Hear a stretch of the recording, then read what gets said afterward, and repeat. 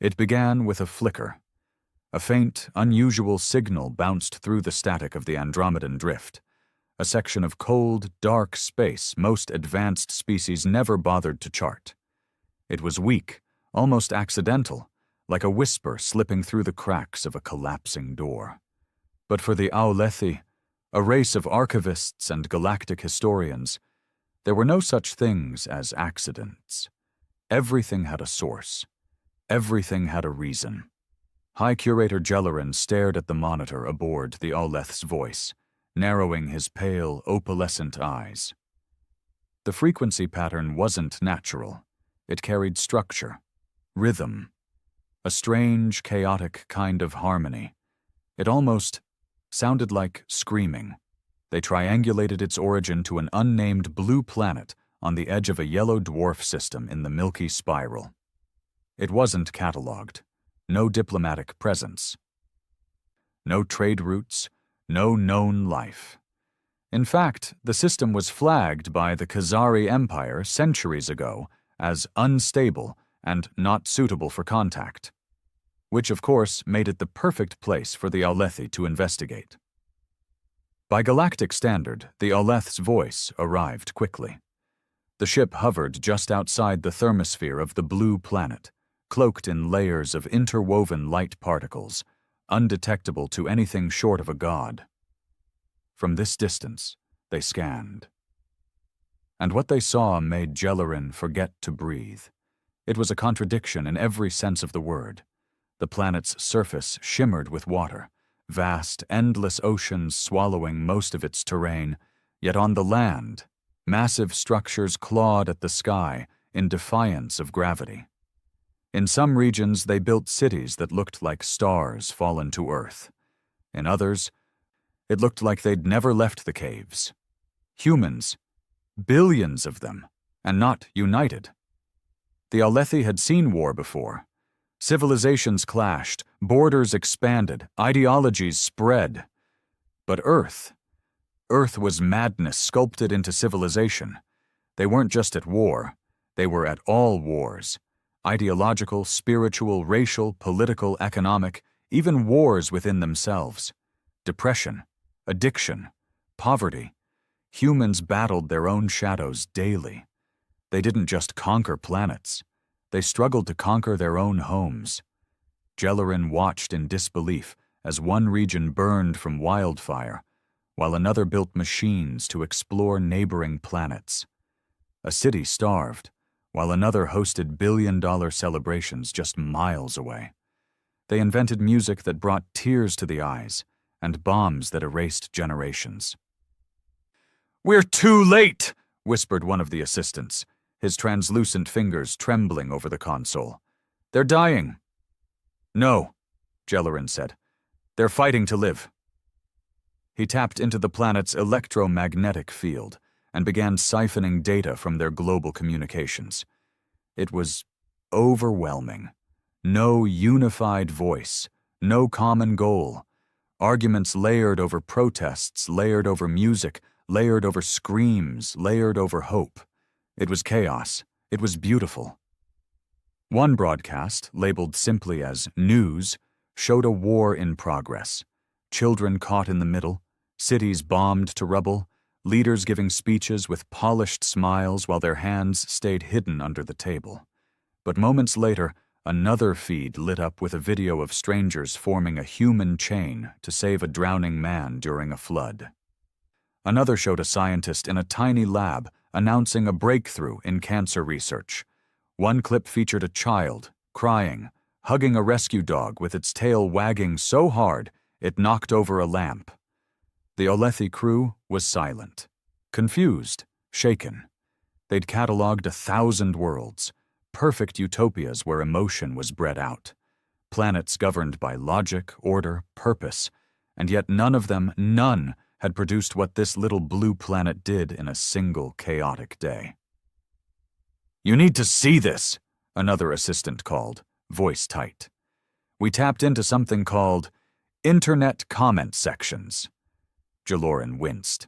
"Are they part of the political council?" "No.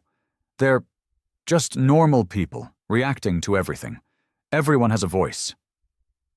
They read the comments, the hate, the love, the passion, the nonsense, the obsession with cats.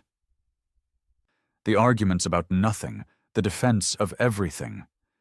There are no castes, no silencing, the assistant whispered. They shout into the void, knowing no one will hear, and still, they shout. Jellerin had to sit. He realized something then, something terrible and awe-inspiring. Humanity was not special because of its intelligence, nor its brutality, nor even its compassion. Humanity was terrifying because they refused to agree. They embraced conflict. They fed on difference. Where other species sought order, humans thrived in the unpredictable. The galaxy had no word for them, because no word could contain them. And for the first time in his long, measured life, Jellerin felt fear. Because the humans hadn't even left their planet properly yet. And already, they were more dangerous than any species that had mastered the stars. And he had no idea whether that was a gift or a warning. They had watched collapsing civilizations, entire empires erased from existence in a single generation due to greed, climate failure, or war. They had archived the noble rise and inevitable fall of hundreds of species, many more advanced than humans, many more civilized. But none had looked like this. None had felt like this. The Owleth's voice hung invisible in orbit, its cloaking shroud folding photons around the hull like liquid mirror. Below, the world spun, swimming in oceans and firelight, split by clouds, choked by smog in places and pristine in others. They had no words for the contradiction. Earth was not a planet. It was a paradox wrapped in defiance. Jellerin stood before the massive projection dome inside the ship's observatory chamber. The planet turned slowly across the glass, projected in such detail it looked like you could reach out and touch it. The data stream scrolled along the side: carbon saturation, climate decay, radiation patches, extinction metrics. 11% of their known species will be extinct in less than 50 of their years, the environmental analyst stated. They're accelerating their own planetary collapse. And yet, another said, they're making plans to colonize other planets, while burning this one to death. Jellerin didn't respond. His eyes were locked on the rotation of a region the humans called Europe. In one feed, a political summit was unfolding. Dozens of leaders in sleek suits, shaking hands, smiling while satellites caught the spike in surveillance drones just outside the conference zone. Peace was performance. Security was for the rich. A few degrees around the curve, another feed lit up. A tent city of refugees, huddled beneath makeshift shelters, their skin blistered from cold, children coughing from untreated disease, and volunteers handing out what little they had. One woman gave up her own coat to wrap around a stranger's child. "Explain this species," Jellerin said quietly. "How can they ignore pain at this scale while showing compassion in the same breath?" "They operate on what they call emotion," answered Litrin, the cultural historian. "It's irrational, unstable, and yet it binds them. Does it unify them? No, it divides them even more." Silence filled the chamber. The humans had mapped their own bodies, sent robotic arms beyond their solar system, built machines that could predict storms, simulate universes, even communicate instantaneously across the globe. And still, they allowed poverty, disease, war. Every species the Owlethi had ever documented evolved into order, harmony, singular purpose. But humans evolved in conflict. It was like evolution had gone rogue on this planet. Litrin walked to the central console and displayed something new. "This is what they call social media. It's a shared, uncontrolled psychic field. a hive of digital thought where every human can transmit their views to billions instantly. Unfiltered? Jaloran asked, his brow tightening. Completely. No authority governs what they say. Some of it is lies. Some is truth. They don't even agree on which is which. The screen filled with streams of text, videos, reactions. One post spoke about ending hunger. Another denied hunger existed. Another accused the first two of being tools for political groups. The same user then posted a video of a raccoon stealing food and called it the highlight of their day. Madness, genius, cruelty, humor, grief, all layered over each other like sediment. You must see this, Litrin continued, switching to another projection. It's called fiction. Fiction? Yes, deliberately false stories created for emotional stimulation. They consume it constantly. Some of it mimics reality so closely we can't tell if it's real. Other stories involve dragons, immortal gods, talking animals. It is integral to their development. Children are raised not just with facts, but with lies designed to teach them truths. Jaloran's lips thinned. They mold their young using contradiction. Exactly. Outside the chamber, the communications team was still sorting through intercepted transmissions. One technician shouted across the hallway, waving a data slab. "We've picked up a pattern," she called. Jaloran and Litrin followed her down into the lower tech bay, where a cluster of projection discs formed a lattice of human speech patterns across time. Music, she explained. They send messages encoded in rhythm, not for data, for emotional manipulation. Watch. The discs played snippets of music. One was violent, almost primal, its bass pounding like war drums. Another was so mournful the silence that followed felt like a funeral. And then there was joy, a soaring orchestral swell that lifted the heart despite the listener not understanding a word of it. "This is not communication," the technician whispered. "It's something deeper. They feel their messages as much as they speak them. They transmit pain." "Is this a warning signal?" Jaloran asked. "No, it's entertainment." Silence. The galaxy had no concept of a species that hurt itself for pleasure. They watched horror films, read tragedy, wrote poems about suicide, war, loneliness, then sang songs about hope, love, dreams. They turned their own suffering into art. This wasn't a civilization. This was a storm with a heartbeat, and the galaxy hadn't noticed it. Not until now. As the ship's AI finished compiling its psychological profile on humanity, the results were displayed without ceremony. Unstable, unpredictable, indestructible.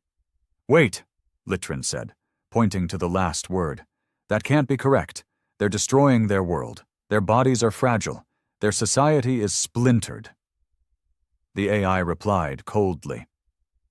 "Yet they survive. They adapt to every trauma. Unlike other species, they do not require global order to continue. In fact, disorder strengthens them." A stunned quiet fell over the room.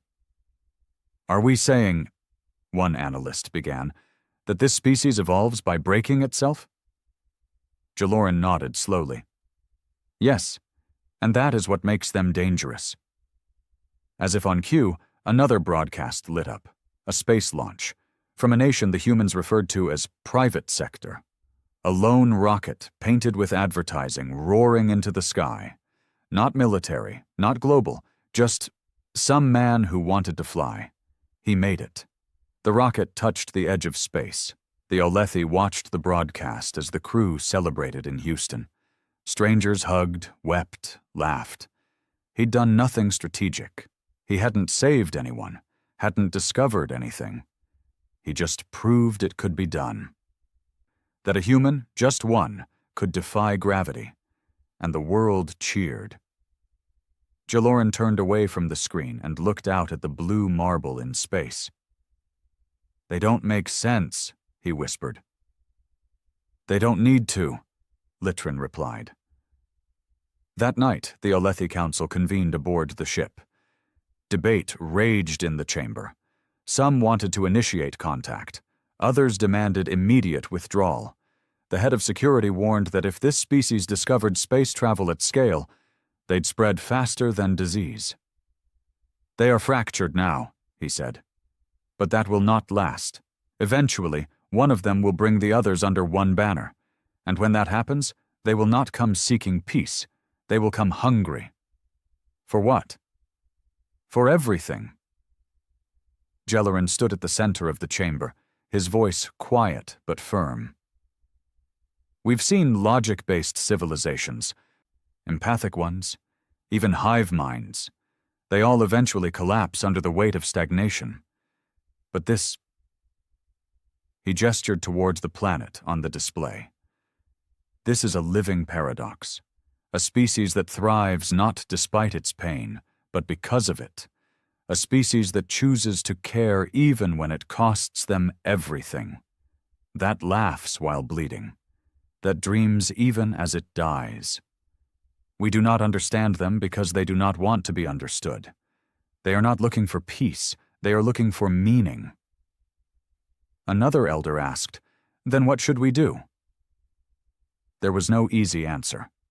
If they contacted the humans now, they risked accelerating them, feeding the fire. If they remained hidden, they left the galaxy unprepared for what was coming.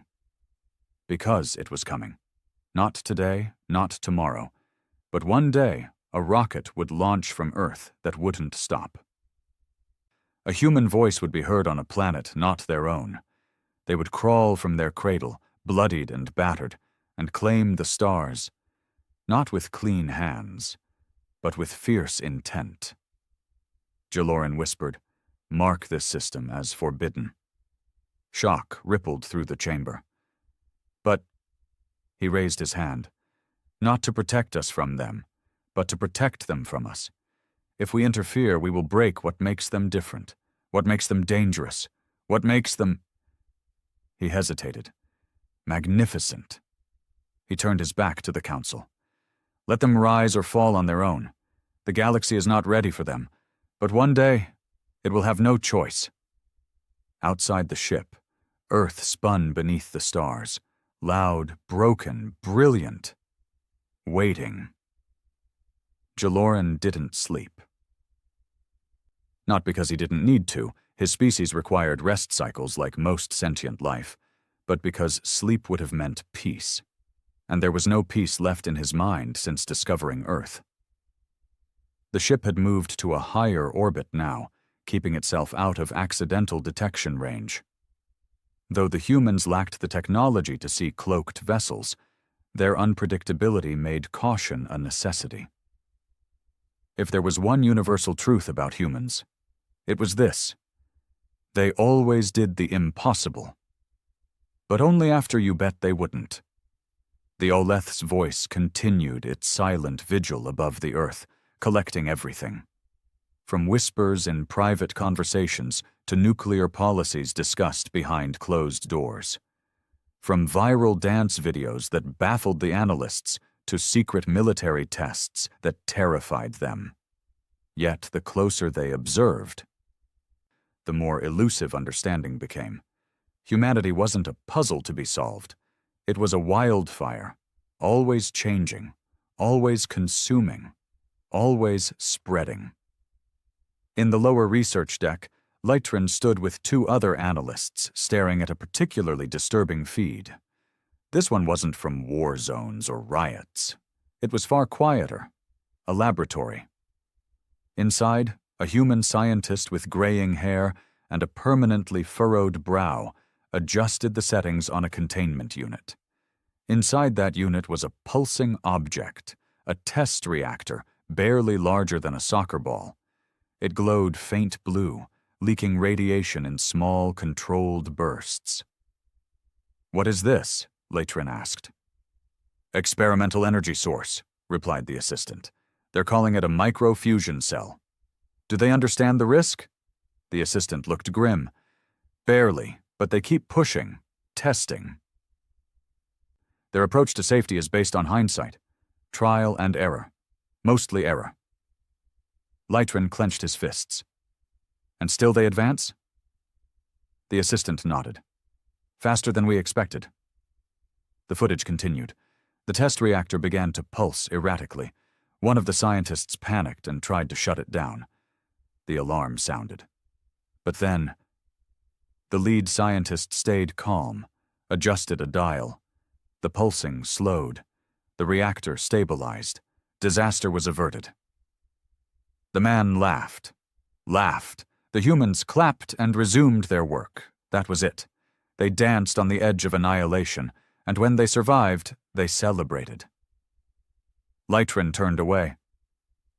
This species is suicidal. No, said a quiet voice behind him. Jaloran had entered unnoticed. They are not suicidal.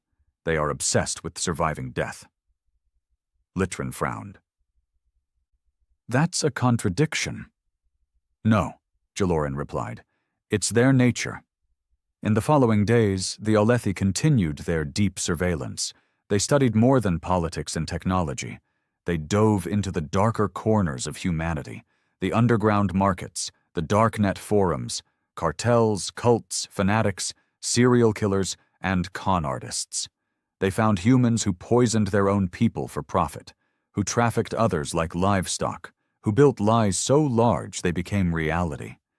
And yet, in that same world, often in the same cities, they found selflessness.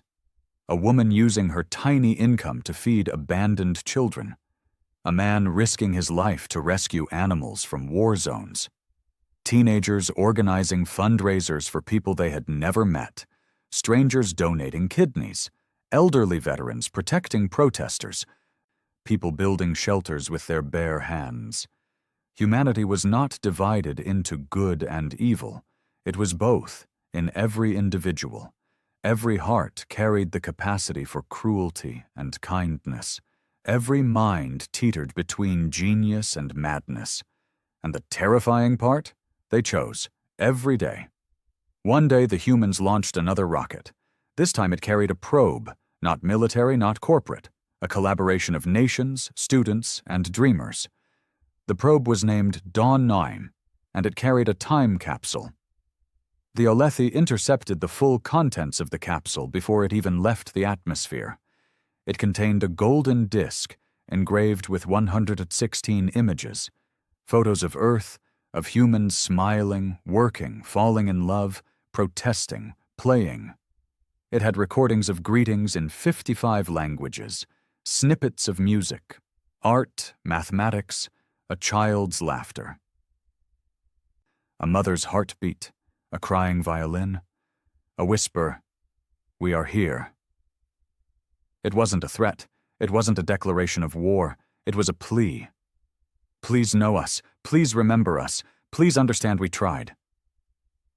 Jaloran listened to it 3 times, standing motionless, each time the message sounding less like communication and more like a final letter from a dying civilization. And yet, the Earth was still thriving. Bleeding, yes, struggling, but alive. They weren't dying. They were preparing. "Sir," a tech called from the upper deck. "Something unusual." Jaloran floated up, following the voice. On the screen was a live satellite feed, a warship, loaded with nuclear missiles, turning toward a contested border. Tensions between 2 nations had reached a critical peak. The Alethi crew watched in real time as both nations deployed air squadrons. The humans on the ground prepared for the worst. Military channels were filled with coded language. Journalists speculated. Civilians panicked. And then, nothing. A single human voice, a negotiator, managed to delay the strike. Then another. Then public protests surged. Hackers took down military communication lines, flooding them with images of children. One soldier refused an order, his story going viral. The pressure diffused. For now. Jaloran stared at the screen long after it dimmed. "They came so close to extinction," Lytron said, barely above a whisper. Jaloran nodded. But they didn't choose it. They almost always do, though. Every generation stands on the edge. Yes, Jaloran said, but every generation fights. Days passed. More broadcasts came in. The Aleth's voice continued its silent orbit, watching, learning, and, though they wouldn't admit it, feeling. One day, a human child looked up at the night sky, pointed to the stars, and said to her mother, "Do you think someone's watching us?" The mother laughed. "Maybe," the child grinned. "I hope they know we're trying." That same night, the Alethi Council met once again. The data collected was now too vast to ignore, and the implications too dangerous. "We must decide," said the elder Meon. "Do we reveal ourselves to this species, or do we classify this planet as a level red threat?" Arguments broke out. They are primitive. They are unstable. They are beautiful. They are insane. They are just children. They are gods in the making. Jaloran waited until the shouting subsided. Then he stood and said, "They are us." Confused murmurs spread across the chamber. Not biologically. Not historically, but emotionally, spiritually, ideologically. They reflect what we once were, before we sterilized our worlds, before we removed pain, hunger, war, passion, chaos. We called it evolution, but perhaps it was surrender. Silence. I watched a man donate his heart, literally, so his wife could live. I watched a child teach a robot how to feel. I watched a nation mourn strangers halfway across the planet. They have not mastered peace, but they have mastered trying, and that is enough. Another elder said, "But they are dangerous." "Yes," Jaloran replied, "but so are stars, so are oceans, so is fire. Should we hide from them forever, or do what no other species dared? Which is, trust them." The chamber fell quiet. One by one, the elders gave their vote. In the end, the decision was made. No contact, no interference. No threat designation, but one note was added to the galactic records under Earth's entry. Species, human. Classification, unknown. Status, observed. Recommendation, watch, learn. And when they come to the stars, stand aside. Let them find their own way, for the galaxy has never seen their like before, and never will again. Back in the observatory, Jaloran stood alone. The blue planet spun below, wild and wounded. He pressed his palm to the glass and whispered in the ancient language of his people. "You're not ready, but you're coming anyway, and the stars will never be the same." Far below, a child scribbled a dream onto paper. A rocket, a planet, a single word in shaky handwriting. Hope. They didn't leave. Though the Alethi had made their decision, no contact, no interference, the Aleth's voice remained in Earth's orbit, cloaked and silent. Jaloran could have ordered a retreat. He didn't. No one questioned it. There was something about Earth that refused to let you turn away. Even now, weeks after first contact through observation, the crew found themselves restless. They'd watched entire planetary collapses without blinking. They'd documented a war that wiped out 5 billion lives on the Elleran moons in a single afternoon. And they slept through the night. But this blue planet with its howling storms, weeping cities, dancing children, and schizophrenic morality, this chaotic sanctuary, was different. It haunted them. Litrin said it best. Earth is not a planet, it's a confession. One the galaxy was never supposed to hear. The ship's analysts, unable to resist, began archiving Earth's emotional language, not just what humans said, but how they said it.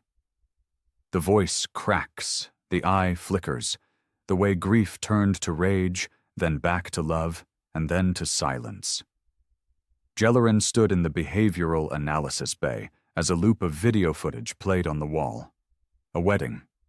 Two humans kissing, surrounded by cheering families. Cut. A funeral. The same couple, now one, broken, kneeling beside a casket. Cut. An explosion. A protest. A child screaming. Cut. A dance class in a slum. A boy spinning barefoot on concrete, smiling. "Why do they keep going?" a technician whispered. "After all of it, why do they still try?" "Because," Jilorin said softly, "they haven't figured out how to stop." The AI's simulations became more complicated. It began projecting potential futures based on Earth's current trajectory. Some simulations ended in nuclear fire, others in ecological collapse. Some with AI enslaving their creators, or plagues wiping out 95% of the species. There were thousands of endings, and most were horrific. But in every cluster of futures, a few stood out. Flickers of improbable, miraculous survival. A united Earth, a post-scarcity economy, humanity among the stars, not as conquerors, but as something far stranger, as teachers. In those simulations, it wasn't their technology that elevated them. It was their story. Other species, rigid and orderly, began to change after meeting humans. They learned to sing, to dance, to question, to hurt and grow. The galaxy didn't fear them because they were destructive. The galaxy feared them because they were infectious. In the observation chamber, Litrin approached Jilorin with new data. "They've launched a telescope," he said. "Not their most powerful, but it's aimed at the Andromedan drift. If they find the right lens frequency, they might catch our reflection." "Then we move?" Jilorin asked. Litrin hesitated. "No. I want them to see us." Jilorin looked up. Litrin's voice was lower now, almost ashamed. "I want to know what they'll do, when they realize they're not alone." "You already know what they'll do," Jilorin said. "They'll build something to reach us." Meanwhile, down on Earth, humanity continued its complicated dance. A new political crisis erupted over resource distribution. One nation hoarded water during a global drought. Another blocked medical shipments over disputed territory. The rich promised change. The poor promised rebellion. Somewhere, in a desert city, a man set himself on fire in protest. A week later, 4 million people marched for justice. In the same span of days, a teenage girl built a working model of a hydroelectric generator out of scrap and uploaded the instructions online. It spread globally in hours.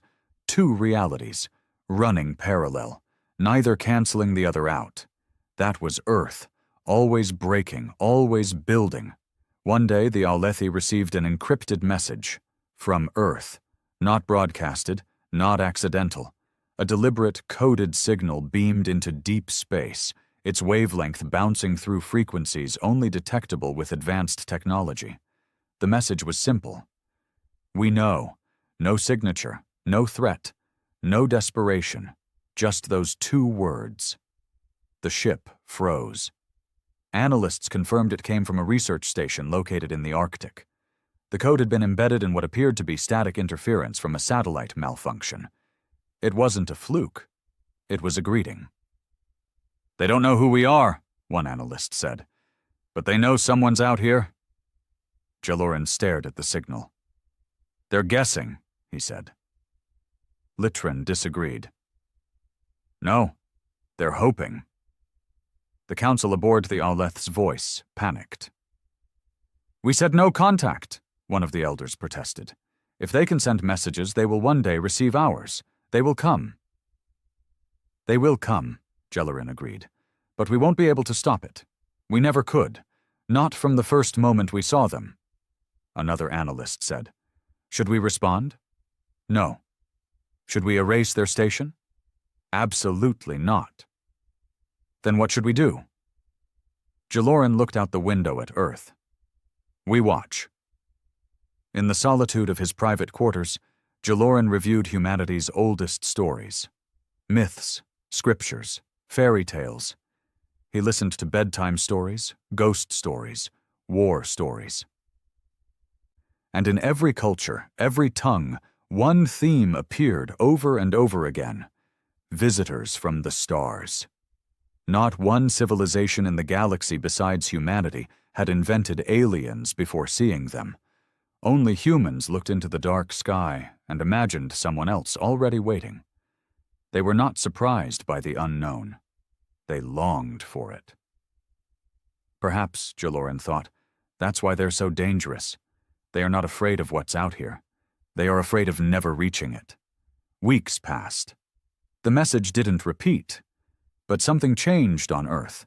New broadcasts emerged, scientists openly speculating about first contact, entire shows dedicated to what we'd say to aliens.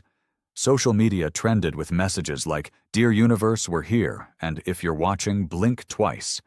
Artists painted murals of imagined galactic beings embracing humans. Kids drew sketches of spaceships. An international group launched Project Bridge, a symbolic effort to create a universal welcome beacon. Jaloran knew it meant little in practical terms. But emotionally, it meant everything. They weren't asking for salvation. They were asking for acknowledgement. They didn't want help. They wanted to belong. Then came the day that shook the entire Alethi crew. An explosion in a major city killed over 9,000 civilians. An extremist group claimed responsibility. Retaliation was swift, brutal. Thousands more died. Cities descended into chaos. The news screamed. The people wailed. And the rest of the world? They marched. In every major city, millions walked in silence, holding candles, holding signs, holding each other. Not for revenge, not for politics, but for peace, for presence. One sign, held by an old man in a wheelchair, read, "We are a mess, but we're trying." Jaloran wept. That night the crew gathered in the observatory. No orders, no duty roster. They just came. They stood together, staring at the planet that had changed everything. They didn't speak until Lytran, voice barely audible, said, "Do you think they'll make it?" Jaloran didn't answer immediately. He looked down at Earth, at the wild, howling contradiction that called itself humanity, at the dreamers, the killers, the lovers, the builders, the monsters, the poets, the mothers and tyrants and children and saints. And he said, "I don't know." He turned to them all, his voice firmer now. "But I know this. If they do, the galaxy will never be the same." The council chambers aboard the Owleth's voice had grown quiet. There had been no directives from the Homeworld since the last transmission. No demands, no recalls, no sanctions. It was as though the Alethi High Order didn't want to get too close to Earth either. Jaloran stood before a projection of the planet, spinning slowly under the ship's artificial gravity. Earth was darkened in this view, night blanketing most of the visible continents. Tiny points of light marked cities. Some glowed warmly. Others flickered erratically, hinting at outages or instability. A few had gone permanently dark. "Observe this," Lytran said, stepping beside him. "Look here, this region." He pointed to a section of the Earth's surface where an entire country had gone offline. Their government fell 6 days ago, an economic collapse, followed by mass protest. A dictator tried to cling to power. Violence followed. Jaloran said nothing. Lytran's finger moved eastward, just across the sea. And this, across the border, a tiny republic, population less than 1 million, just passed a law making education free for every child, regardless of income or nationality, in the same week. "Balance," Jaloran whispered, "madness matched by compassion." He zoomed out on the projection. The planet looked peaceful from this height, almost innocent, but that illusion was a trap. Every square inch of that surface was a battleground, not just for territory, but for ideas. And the humans, they didn't rest. They were always arguing, always pushing, always redefining what they were supposed to be. Their chaos wasn't noise, it was evolution. But Jaloran sensed something else now. A shift. "They're starting to believe again," he murmured. "In the sky." Leitrin nodded. "They've always believed. But now they suspect." That changed everything. Down on Earth, in a remote mountain facility, a man named Elias Quinn watched stars through a telescope he built with his own hands. He wasn't a politician. He wasn't even a professional astronomer. Just a former engineer with a past too heavy to carry and a heart too stubborn to die. He was the one who had sent the signal. We know. He'd risked everything to do it. His reputation, his freedom, maybe his life. But when the message had gone out, when it vanished into that dense nothingness, he felt peace for the first time in years, because he believed someone had heard it. And in the weeks since, nothing had happened. No response, no global broadcast, no alien ships descending over the White House or the Great Pyramid. Just silence. Still, Elias watched, every night, because belief didn't require proof. It required patience. Back aboard the Aleth's voice, the AI triggered a Level 3 alert. Jaloran responded instantly. "What is it?" The AI projected a red pulse across the northern hemisphere. "A research team based in northern Europe has begun testing with experimental propulsion systems using high-density ion slingshots," it reported. "They have no idea it will rupture local spacefold barriers. They are nearing dangerous thresholds." Litrin's eyes widened. If they tear open local subspace, the echo could destroy their entire atmosphere. "They'll stop before then," said a skeptical analyst. "They always pull back." "No," Jaloran said. "They don't pull back. They push forward. It's who they are." He activated the ship's passive interference field. It would slightly distort the results of the experiment, not enough to stop it, but enough to make the test seem like a failure. The humans would go back to the drawing board. For now.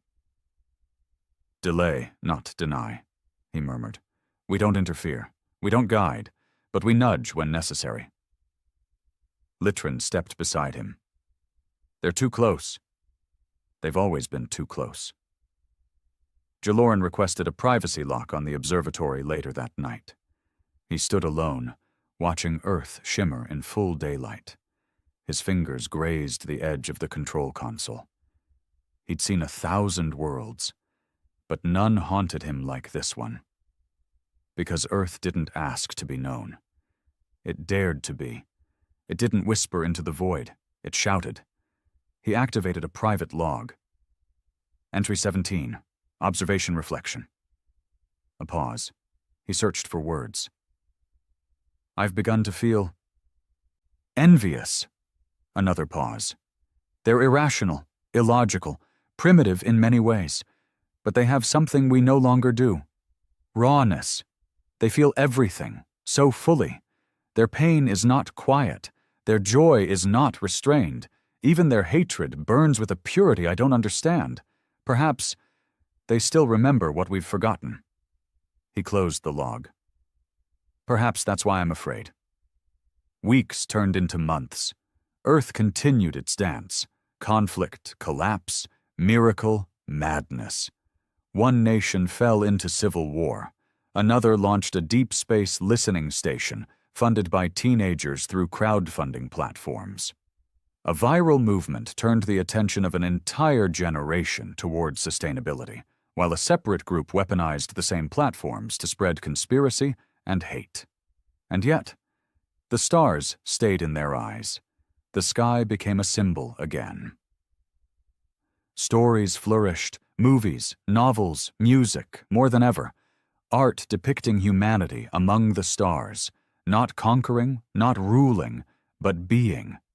Part of something larger. Children in remote villages built paper rockets. Teenagers programmed AI poetry about distant galaxies. Old men wept watching moon landings on flickering screens. Humanity was reaching, not with hands, with hearts. One night, aboard the ship, something extraordinary happened. The AI picked up a burst of coded signal from multiple points across Earth, different locations, different languages, but the same message repeated. Not the old one. A new phrase. If you're watching, thank you. There was no way the humans could have known they were being watched, but they felt it. Somehow, on a level the Alethi couldn't quantify. Gratitude, not fear, not demand.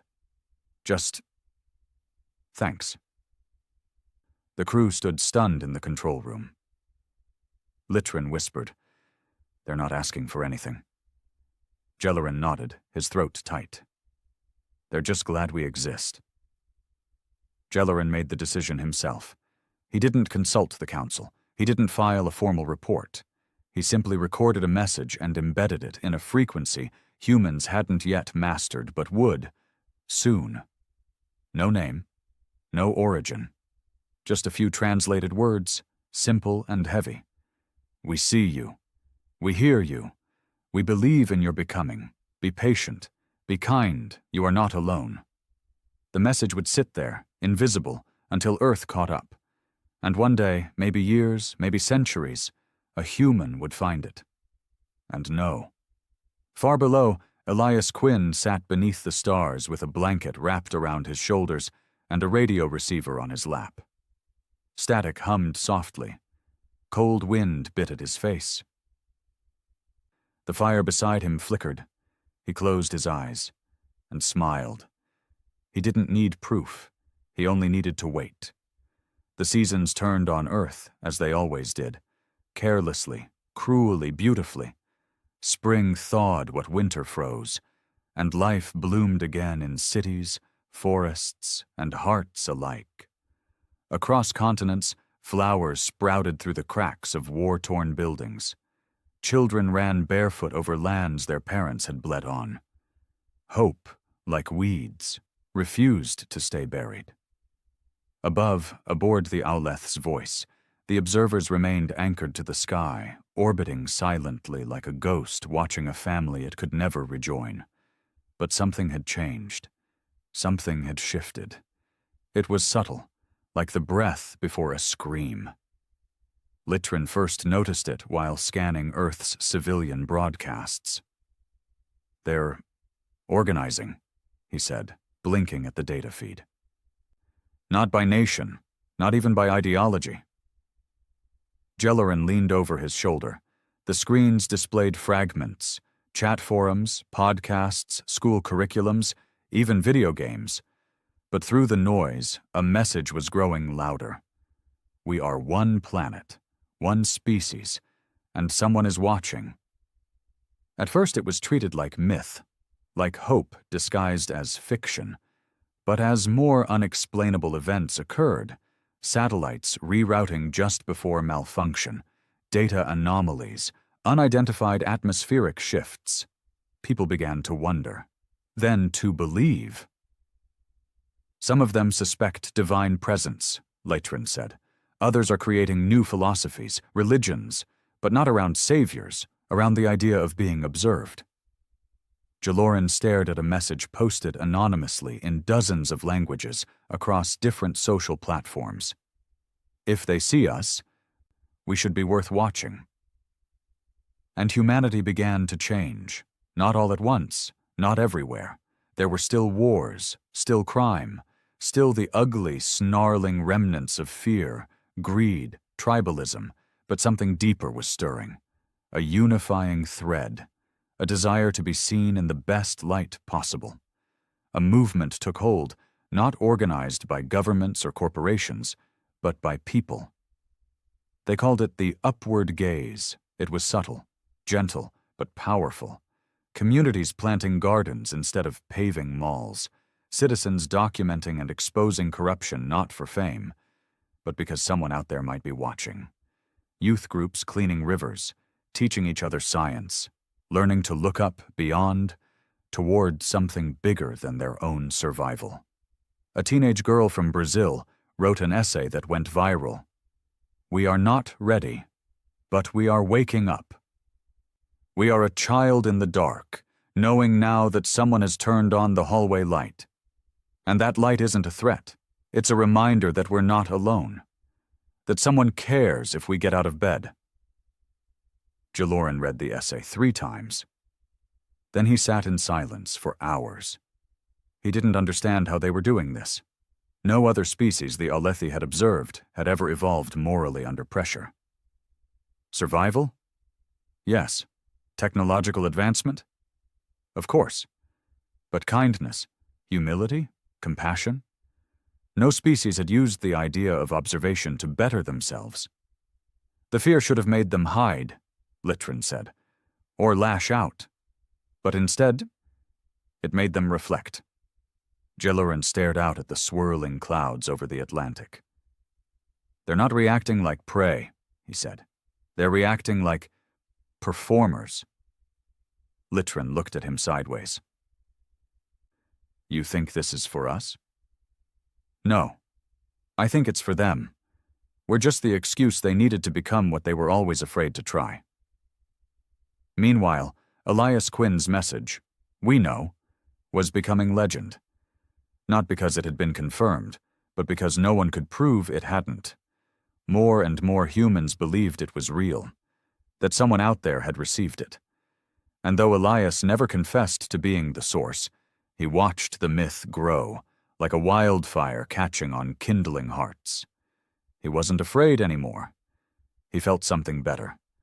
He felt like part of the story. Back aboard the ship, the Alethi AI ran a predictive sociological simulation based on the current trajectory of Earth's culture. What it found stunned the crew. They're developing a civilizational self-image without central coordination, it explained.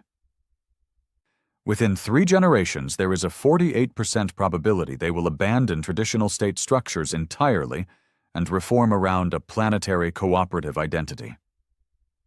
"Without conquest?" one analyst asked. "Without force," the AI confirmed. "No empire, no emperor, no war."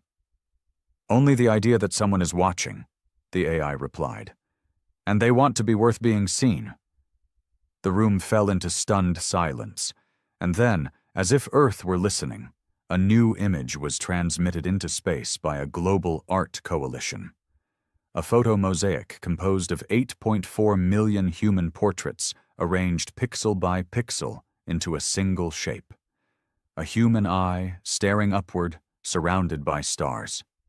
Below it, in bold letters translated into 50 languages, "We are trying." The Alethi Council on the Homeworld sent a message. The crew gathered to hear it. The voice of the Grand Curator, formal and emotionless, echoed through the observatory. "Return home, deliver your findings, leave the planet to its own fate." Jaloran stood in silence after the message ended. He did not move. Neither did Litrin. "Shall I initiate course calculations?" the pilot finally asked. "No," Jaloran said.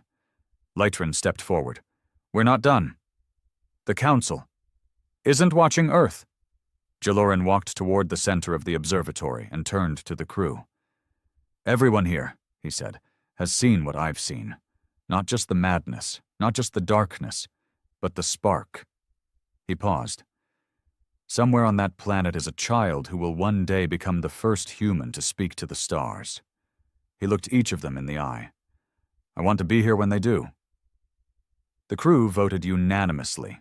They would stay. They would keep watching. No interference. No contact. Just presence. Silent, distant, constant. A mirror far above. Back on Earth, storms came. Economies collapsed. Empires rose and crumbled. But still, the sky held them. The belief that they were seen, known, measured not by dominance but by intent, had taken root. And even when everything else cracked, that belief held. Teachers told children, "Do good, someone out there is watching." Parents told stories of faraway eyes and silent ships. Artists painted stars not with fear, but longing. And every few years, someone, somewhere, sent a new message into space. No threats, no demands, just soft declarations, like letters in a bottle. We hope we're getting better. We dream of meeting you. We are not perfect, but we are trying. And high above the clouds, the Alepth's voice remained, unchanged, untouched, unseen. But not unmoved. Jellerin, older now, slower, sat in the observatory, hands folded, eyes on the blue marble below. He no longer tried to explain it. He simply watched, waited, and wondered. Not if they would come, but when, and what they would bring with them when they did. The years passed, not quickly, but with purpose.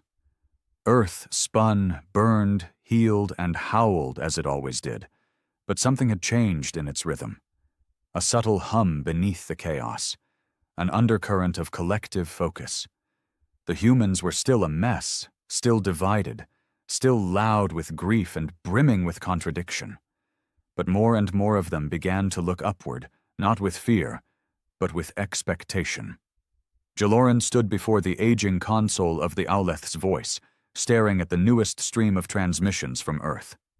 It had become a ritual now, every rotation. His team logged thousands of messages launched into deep space, on purpose. But these weren't requests for rescue, or conquest, or trade. These were stories, some in the form of song, some encrypted as art, others as essays and confessions, raw and trembling. They were writing to the stars not as subjects seeking an overlord, nor explorers staking claims, but as witnesses of their own becoming. One message had played on repeat in the observatory for days now. It had captured the hearts of the crew. A child's voice, gentle and full of wonder. Dear whoever's out there, I hope you have music. If you don't, we'll bring you some. Jellerin hadn't wept in a decade. He wept that night. Down on Earth, Elias Quinn had grown old. His mountain cabin was now the center of a strange little movement, the Watcher's Circle. Not a religion, not exactly. Just a fellowship of thinkers, scientists, poets, and engineers who believed truly and quietly that something was above. Not God, not myth, but presence. They met once a month, never more than a few dozen of them at a time, and they told stories, read transmissions, monitored skies, recorded strange interference in their machines they couldn't explain. Elias no longer needed recognition. He just wanted to be alive long enough to see it happen. They won't come down here, he often told the group, tapping the side of his old telescope. But they'll be there, up in the dark, and when we finally break through our atmosphere for good, they'll be waiting. He never told them how he knew, but they believed him anyway, because the sky felt different now. Back aboard the Alepth's voice, the AI issued a new alert. Not a warning. A prompt, Earth probe initiating interstellar trajectory. Target vector, uncharted. Motive, message delivery. Type, manned. Manned? Litrin's eyes widened. They're sending someone? Not yet, said the systems analyst. But they've built a chamber, cryostasis. One human, female, age 31, volunteer. Jellerin reviewed the data. The probe was small, mostly symbolic, underpowered, unlikely to reach another star system. But it was not meant to. The message was not in the arrival. It was in the launch. They're not waiting anymore, Litrin whispered. Jellerin nodded, eyes never leaving the probe's blueprint. They never were. On Earth, the event was global. The media called her the Silent Ambassador. Her name was Dr. Kira Solon, a xenolinguist, poet, and astrophysicist from Nairobi. She'd volunteered without hesitation. I want to be a question we send to the universe, she said during a press interview. Even if there's no one to answer it, the question still matters. The launch was modest. There were no military parades, no governments trying to brand it, just people. Crowds gathering in cities, towns, on rooftops, in deserts and rainforests, watching the sky. A new rocket, a new symbol, not of dominance, but of hope. As the boosters ignited and the probe rose into the atmosphere, millions of humans pressed hands to chests, to mouths, to the sky, and whispered, not prayers, thanks. Aboard the Alepht's voice, the crew stood in silence as the ship's sensors tracked the human probe, breaching the edge of the atmosphere. Inside, Dr. Kira Solon lay in cryo-sleep, surrounded by data chips, cultural archives, and a single handwritten letter sealed in gold foil addressed, "To whoever's first." Jaloran stared as the trajectory aligned. "She won't survive the trip," one analyst said quietly. "She's not supposed to," Lytrin replied. "She's proof," Jaloran said, "that they're not afraid of dying trying to meet us." He turned to the crew. "This is it, the end of the beginning." 10 days after launch, the probe crossed the gravitational pull of Earth's sun. Slow, drifting, steady. The AI logged its velocity, its purpose. The council back home sent no reply. Jaloran no longer cared, because Earth had stopped waiting for permission to evolve. It had simply decided to. In the years that followed, a new movement grew on Earth. Quiet but massive. No flags, no borders, a generational shift. Children were taught not just about history, but about humanity, as a species, as a singular storm-tossed family fumbling toward something bigger than itself. Science exploded, not because of competition, but curiosity. They stopped building weapons with their best minds and started building bridges. And somewhere in the middle of this slow revolution, someone cracked the embedded frequency Jaloran had encoded years ago. They found the message. "We see you. We hear you. We believe in your becoming. Be patient. Be kind. You are not alone." The world froze. Not because it was afraid, but because it had always known. They didn't reveal it immediately. No leaders stood up to wave it like a victory flag. No governments declared first contact. Instead, the message was released anonymously, quietly, letting people feel it first. And feel it they did. The skies lit up that night, not from war, but from lanterns. Millions of lights launched into the air from homes, rooftops, refugee camps, skyscrapers, deserts, and boats, each light a whisper into the void.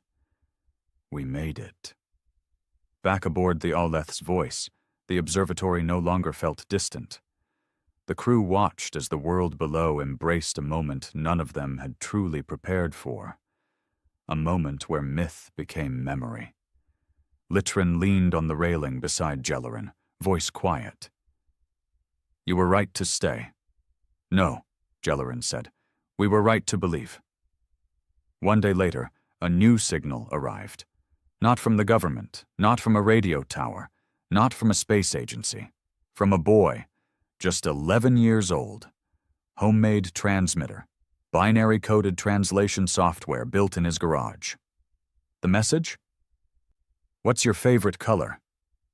Jaloran laughed for the first time in years. "A good start," he whispered.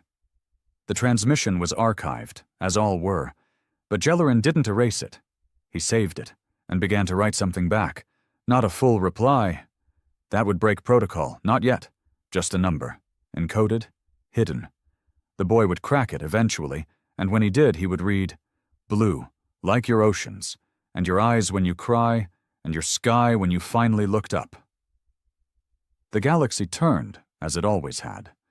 Cold, vast, mostly silent.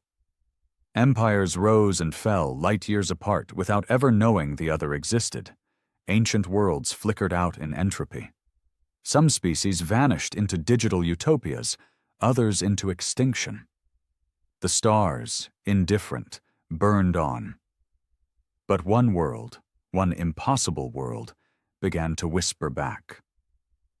Earth was no longer just broadcasting messages. It was building something, and the galaxy could feel it. Aboard the Aleth's Voice, now orbiting its 39th year above Earth, the crew had grown older, wiser, not in their understanding of humanity, but in their surrender to the truth. Humanity was not meant to be understood. It was meant to be witnessed. Jaloran stood in the central observatory, watching what had once seemed impossible. The humans were constructing their first true starship. Not a probe, not a symbolic gesture. A vessel, designed for long-range, manned interstellar travel. No weapons, no war paint. Its hull was engraved with thousands of names in every language. Beneath them, one phrase repeated over and over: "We're coming to meet you."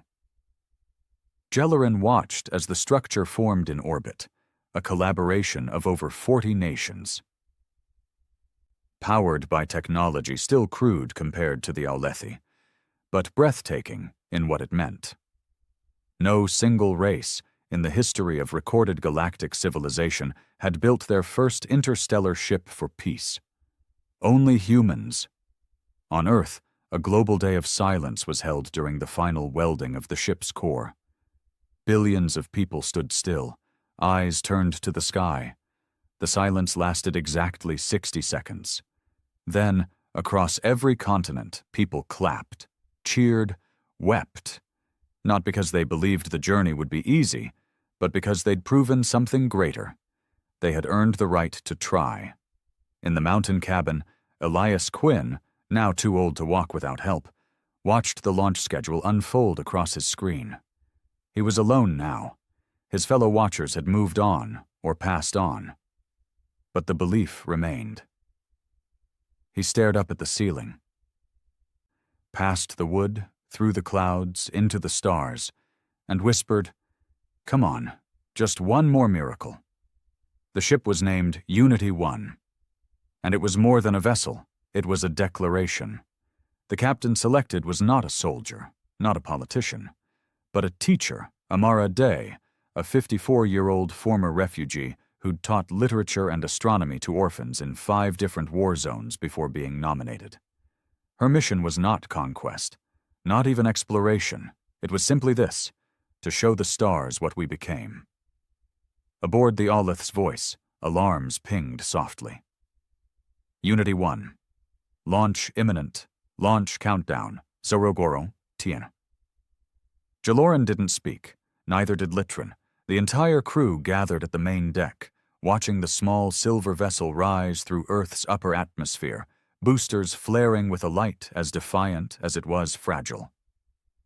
There were no weapons, no escorts, just one ship, carrying the dreams of a planet that had finally learned to stop tearing itself apart long enough to build something together.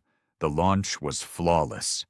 Unity 1 soared into space, folding through rudimentary gravity wells and engaging its new, still unstable, FTL drive. Its course? Open-ended. The humans had chosen not to aim it at any one star. Instead, they sent it into the unknown, a symbolic gesture of trust, an act of surrender, of hope. Days passed, then weeks. Unity 1 sent back logs, video transmissions, poetry written by schoolchildren and read aloud by the crew. A dog barked in the background of one feed. A violin played in another. They weren't trying to impress. They were just being. Then, on the 37th day, Unity 1 encountered something strange. A distortion. A shadow in space, uncatalogued, unnatural. Jaloran knew what it was. The Aleth's Voice had activated its passive perimeter veil, a final test. Would the humans panic, attack, turn back? Unity 1 held its position, then a transmission. Audio only. "If you're there, you don't have to hide anymore. We brought music, and stories, and questions, and a promise not to ruin whatever we find." Silence followed. Then Unity 1 added, We're scared. But we showed up. That should count for something." Jaloran felt his heart break and rebuild in the same breath. He turned to his crew. "Prepare the beacon," he said. "Let them see." And for the first time since the beginning of time, Earth saw what it had never dared to hope for. A shape emerged from the dark. A sleek ship of impossible geometry. Light dancing along curves not bound by physics as humans knew them. The Owleth's voice revealed itself. Unity 1 did not retreat. Its captain smiled, then whispered to her crew, "Be gentle, they're watching." The first contact was not words. It was a sound. Jaloran sent back the song the human child had recorded decades ago. The voice echoed through Unity 1's deck. "I hope you have music. If you don't, we'll bring you some." Amara Day wept. "Thank you," she whispered. "We hoped you'd come." Back on Earth, the skies lit up once more. Not with fire, but with confirmation. The news broke across every screen, every radio, every fiber of collective imagination. They weren't alone. They had never been. Elias Quinn died 2 days later, peacefully, a small smile on his face, his hand resting on an old radio that never really worked. Except, maybe it had. The galaxy took notice. Other species, some ancient, some secret, turned their gaze toward the planet once dismissed as unstable. They saw a world that had chosen compassion over control, curiosity over conquest, meaning over mastery. And they watched as humans took their first steps into the stars, not as conquerors, but as invited guests. A new file was added to the galactic historical record: species, human status, active participant, cultural potential, unpredictable threat level, none known. Recommendation: observe closely, engage gently, learn from them, do not underestimate. They are becoming something new. Back aboard the Owleth's voice, Jaloran recorded his final observation log. "We were sent to watch. We ended up learning. Humanity has defied every expectation, not by avoiding darkness, but by walking through it. They did not evolve beyond pain. They learned to live with it, and to still create beauty. What makes them dangerous is not their rage. It is their love, relentless, unreasonable love, for each other, for strangers, for the unknown. They are not finished, but they are no longer lost. The galaxy had no words for what we saw. Now, we do. We call them family. And Earth, messy, hopeful, broken, beautiful Earth, looked up once more and smiled back.